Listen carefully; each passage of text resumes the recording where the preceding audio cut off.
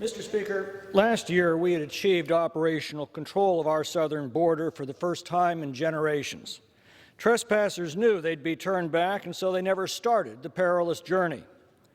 On his first day in office, Joe Biden canceled the border wall, ordered ICE not to faithfully execute the laws, and canceled the Remain in Mexico policy for asylum claims.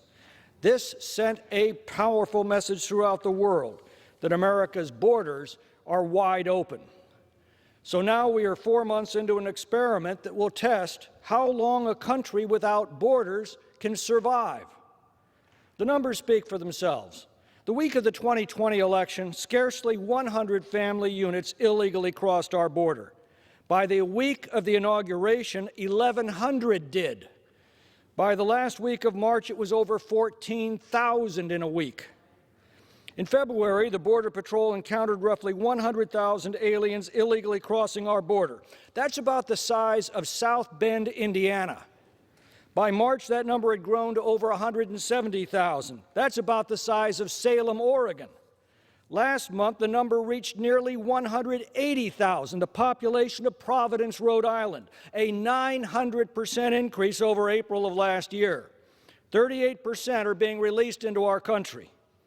In April, ICE deportations fell to their lowest number in history. Felons the law requires to be deported are instead deliberately released into our neighborhoods. In the last 2 months, I joined delegations led by Congressman Jordan and Biggs across the southern border. In the Rio Grande Valley sector, we watched one night as hundreds of aliens from Central America illegally crossed our border with impunity and entered a Disneyland-style queue. After a brief interview, groups in the company of small children were dropped off at transportation hubs to be taken anywhere in the United States they wanted to go without even being given a notice to appear in court.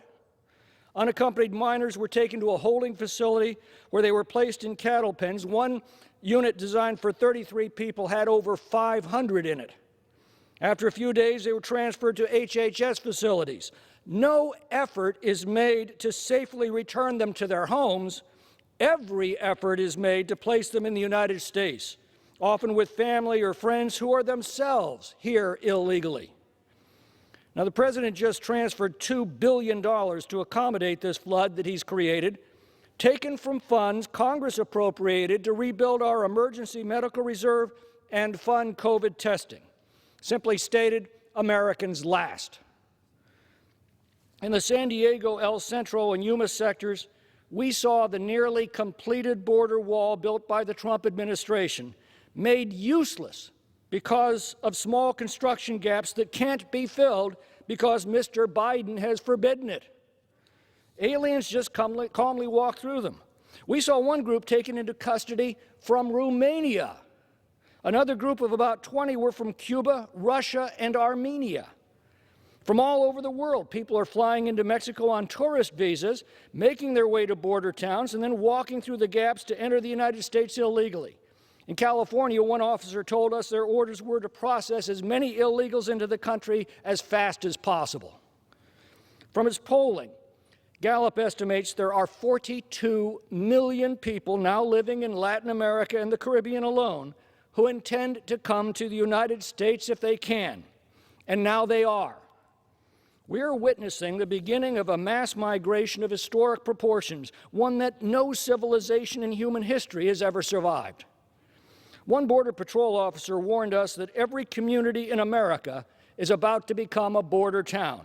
Every American will feel it as classrooms are filled with non-English speaking students, as gangs proliferate, as criminal illegal aliens are released into our communities, as hospital emergency rooms are packed with illegals demanding basic medical care, and as a desperate labor market, as it's flooded with low-wage illegal labor, meaning lower wages and fewer opportunities for working Americans. This is not accidental. This administration is pursuing a deliberate policy to fundamentally change the culture, electorate, and founding principles of our nation. And it's working. And it will continue as long as the people responsible for it remain in public office. History is littered with the ruins of nations that failed to control their borders. Whether ours soon joins them depends on Americans taking back their government before it's too late. I yield back.